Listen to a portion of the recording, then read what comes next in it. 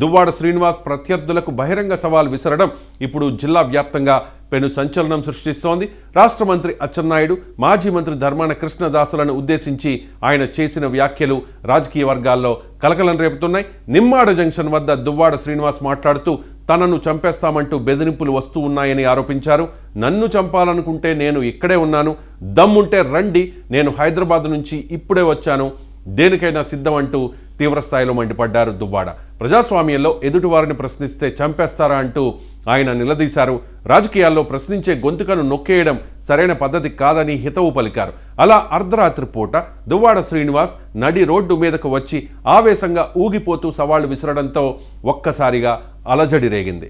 ఇక మంత్రి అచ్చెన్నాయుడు, మాజీ మంత్రి ధర్మాన కృష్ణదాసులపై దువ్వాడ శ్రీనివాస్ తీవ్ర వ్యాఖ్యలు చేశారు. వారిద్దరిని ఆయన కేడీ బ్రదర్స్గా అభివర్ణిస్తూ జిల్లాలో రాజకీయాలను దిగజార్చేందుకు ఇద్దరు కలిసి పనిచేశారని విమర్శించారు. ఒకరు అధికార పార్టీలో ఉండగా